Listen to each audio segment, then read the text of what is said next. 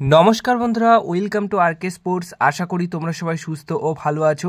এই ভিডিওতে 2 থেকে 3টে গুরুত্বপূর্ণ আপডেটস আজকে রয়েছে যেগুলো শেয়ার করব, তাই একটু স্কিপ না করে এই ভিডিওটা শেষ অবধি দেখতে থাকো এবং এই চ্যানেলে প্রথমবার এসে থাকলে চ্যানেলটিকে তোমরা সাবস্ক্রাইব করে রেখো। তো গাইস, প্রথমেই গতকালের ম্যাচ সম্পর্কে বলি।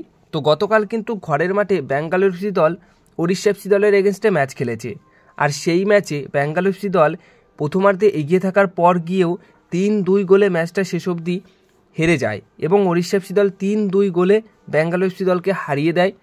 আর তার ফলে পয়েন্টস টেবিলে কিন্তু বড়সড় পরিবর্তন ঘটেছে, যেখানে ওড়িশা এফসি দল কিন্তু এই মুহূর্তে টপ 6-এ ঢুকে পড়েছে, যেখানে 6 নম্বর পজিশনে রয়েছে ওড়িশা এফসি দল এখন সেই ম্যাচটা জেতার ফলে এবং 17 ম্যাচে 24 পয়েন্ট নিয়ে।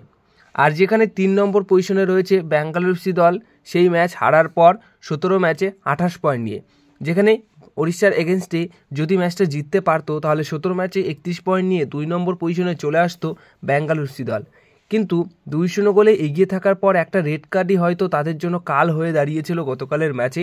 ওই রেড কার্ড না খেলে হয়তো ওড়িশা এফসি দলকে তারা ইজিলি হারাতে পারতো, কিন্তু রেড কার্ড খাওয়ার পর 10 জনে খেলতে হয়েছে ব্যাঙ্গালোর এফসি দলকে এবং ওড়িশা এফসি দল ওই সুযোগটাকে কাজে লাগিয়ে 3-2 গোলে ব্যাঙ্গালোর এফসি দলকে হারিয়ে দিয়েছে। আর ব্যাঙ্গালোর এফসি দলও জেতার জন্য পরবর্তী সময় অনেক চেষ্টা করেছিল, অনেক সুযোগ তৈরিও করেছিল যাতে করে ম্যাচটা ড্র করতে পারে, কিন্তু কোনোভাবেই সেটা আর হয়নি। কিন্তু এই পয়েন্টসটি মানে এই ফলাফলে খুশি এফসি গোয়া ফ্যান্স এবং মোহনবাগান ফ্যান্স, কারণ আমরা এটাই চাইছিলাম যে এই যে FC Goa, Bangalore FC, Jamshedpur FC এরা পয়েন্ট লুজ করলে তবেই কিন্তু মোহনবাগান দলের সেই সুবিধাটা থাকছে যে লিগ শিল্ড বেশ কয়েক পয়েন্টের লিড নিয়ে মোহনবাগানের ঘরে আসবে। আর এটাই তো মোহনবাগান দলের সমর্থকরা চায়, আর সেটাই কিন্তু ঘটেছে। ব্যাঙ্গালোর এফসি দল পয়েন্ট নষ্ট করেছে, যার ফলে 3 নম্বরে এই মুহূর্তে রয়েছে, যেখানে 2 নম্বরে রয়েছে এফসি গোয়া 16 ম্যাচে 30 পয়েন্ট নিয়ে। যদি ব্যাঙ্গালোর এফসি দল পুরো 3টে পয়েন্ট পেয়ে যেত তাহলে 2 নম্বরে চলে আসতো 17 ম্যাচে 31 পয়েন্ট নিয়ে। তো সেক্ষেত্রে পয়েন্ট লস করা মানে মোহনবাগান দলের জন্য খুব ভালো, আর এফসি গোয়া দলের জন্যও খুব ভালো হবে, কারণ এফসি গোয়া দল কিন্তু এই মুহূর্তে রেসে রয়েছে আইএসএল লিগ শিল্ড জেতার ক্ষেত্রে। আর সবথেকে মোহনবাগানের পরে যদি কোনো দল থাকে আইএসএল লিগ শিল্ড জেতার ক্ষেত্রে রেসে ভালো রকমভাবেই, সেটা হচ্ছে জামশেদপুর এফসি দল, কারণ তারা 15 ম্যাচ খেলে 28 পয়েন্ট কালেক্ট করেছে, যেখানে FC Goa, Bengaluru, north east, Odisha তারা 17 এবং 16 ম্যাচ খেলে সেই একই সংখ্যক পয়েন্টস কালেক্ট করে রেখেছে। তাই জামশেদপুর এফসি দলের সুবিধা রয়েছে বেশি মোহনবাগানের পর গিয়ে যদি আইএসএল লিগ শিল্ড জিততে হয় তাহলে। আর মোহনবাগান দল তো এখন টপ পজিশনে রয়েছে, তাই মোহনবাগান দলের আরও বেশি সুবিধা হয়েছে যাতে করে ব্যাঙ্গালোর এফসি দল ম্যাচ হারায়।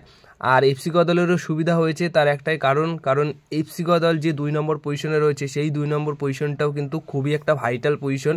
ওই পজিশনে যে থাকবে সেই দলটা কিন্তু আইএসএলের সরাসরি সেমিফাইনাল ম্যাচ খেলবে, আর যারা 3 থেকে 6 নম্বরের মধ্যে থাকবে তাদের কিন্তু একটা নকআউট ম্যাচও খেলতে হবে।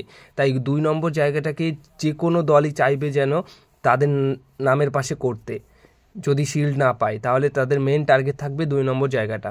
তো বন্ধুরা, এবার যে আপডেটটা শেয়ার করব সেটা হচ্ছে ওয়েন ভায়েল নিপ, যে কিনা মুম্বাই সিটি এফসি দলের বিদেশি মিডফিল্ডার। সেই বিদেশি মিডফিল্ডারটির সাথে আরও 2 বছরের চুক্তি বাড়িয়ে নিল মুম্বাই সিটি এফসি দল। 2027 সাল অবধি কিন্তু এই মিডফিল্ডারটিকে তোমরা খেলতে দেখতে পারবে মুম্বাই সিটি এফসি দলের জার্সি। বন্ধুরা, এবার সবশেষে যে আপডেটটা দিয়ে এই ভিডিওটা শেষ করব সেটা হচ্ছে গত বছর আই লিগের সর্বোচ্চ গোলদাতা মিজো ফুটবলার, স্ট্রাইকার পজিশনের ফুটবলার লালিন জুলা লালবেইকেনিয়া, এই যে ফুটবলারটি, এই ফুটবলারটি কিন্তু মোহনবাগান দলে গত বছর যোগ দেওয়ার জন্য এসেছিল, সেখানে কিন্তু মেডিকেলে ফিট হতে পারেনি, মেডিকেলে কিন্তু পাস করতে পারেনি, যার কারণে সেই বছর সই করতে পারেনি।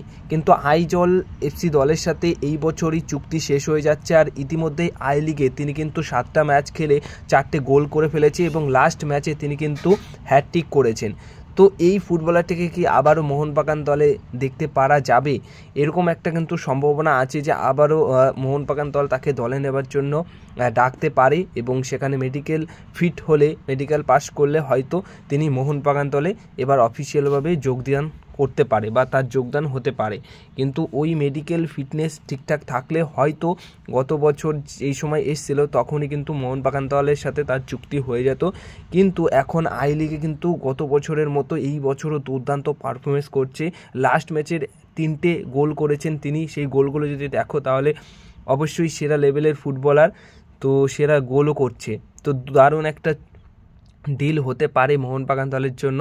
এবার এটাই দেখার যে আবারও তার উপর ইন্টারেস্ট শো করে কিনা মোহনবাগান দল, সেটা দেখার রয়েছে।